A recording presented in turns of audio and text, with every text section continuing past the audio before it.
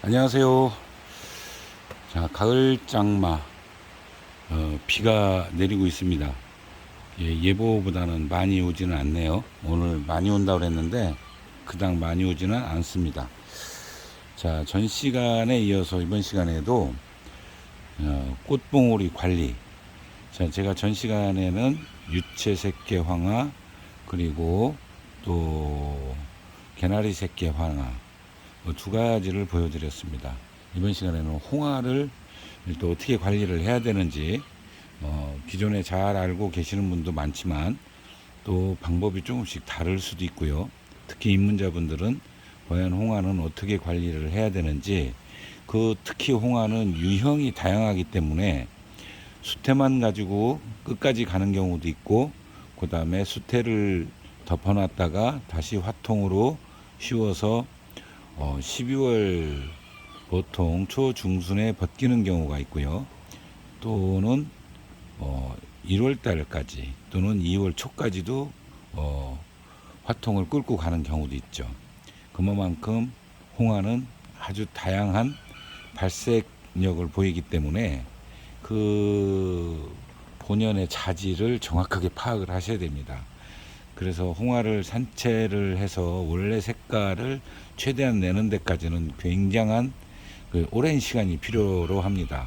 어떤 것이 이제 가장 좋은지 보통 가장 먼저 시행을 해보는 게 수태만 가지고 피워보는 것이고요. 그리고 화통을 씌웠다가 12월 초순경에 벗기는 경우도 있고요. 그리고 또 12월 말, 1월 초 또는 1월 말, 2월 초까지 보통 단계별로 한 서너 단계를 나누어서 해보면 가깝게 나오는 쪽이 있습니다. 희한하게요, 수태만 가지고 잘 나왔는데 화통 씌우면 안 나오는 경우도 있습니다.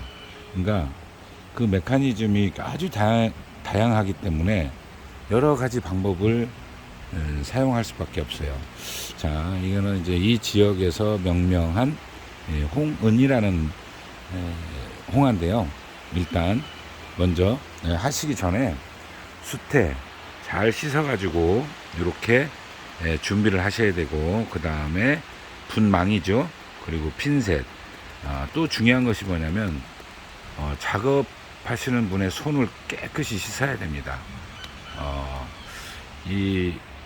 쉽게 말씀드리면 우리가 수태를 씻을 때나 만질 때 손에 있는 곰팡이균이 이제 수태는 보통 9월, 10월, 11월, 12월, 1월, 2월, 그러면 대략 한 6개월간 수태가 있어야 돼요. 그래서 자칫 오염이 되면 그 꽃눈이 무르는 경우도 생기고요. 그리고 보통 이제 꽃눈이 생기면은 그 면역력이 더 세지기는 하는데, 순식간에 이러면은 몽창 그 난초를 소실시킬 수도 있어요. 그렇기 때문에 반드시 손도 소독을 하셔야 됩니다. 그렇게 하면은 자, 작업을 한번 시작을 해볼게요. 자, 일단 먼저 화장토를 비웁니다.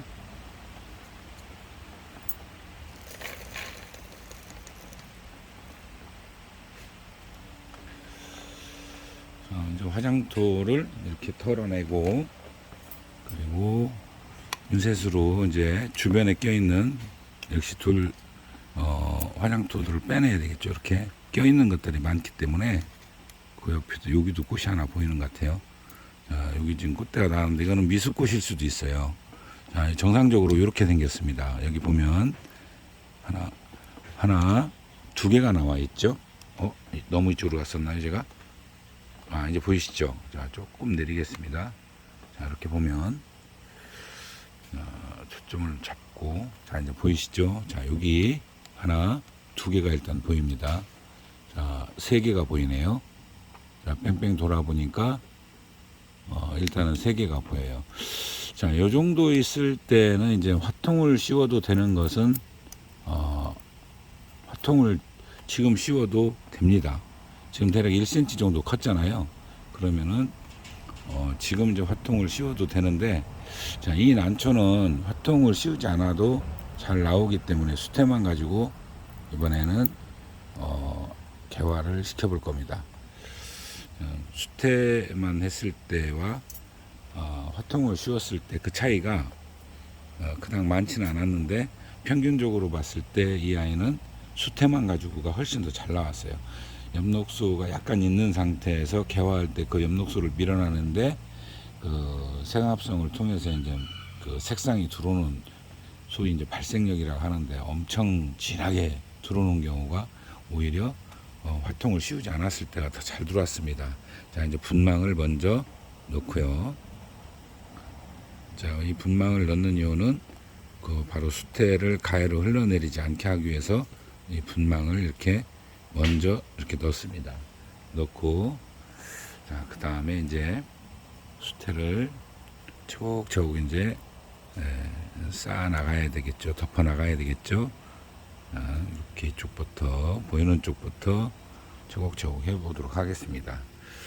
자, 또 비교적 촘촘하게 싸는 편이에요. 다져서 누르지는 않는데요. 빈틈이 없도록 빗이 최대한 적게 들어가도록 꼼꼼하게 넣습니다. 자, 차곡차곡 이렇게 넣고, 그러면 요 중간에도 또 넣고요. 수태도 가격이 좀 올랐던데요. 모든 게 다 오르겠죠. 춘난이 가격이 이제 급격히 떨어지면서 두 부류로 이게 보니까 이야기를 해요.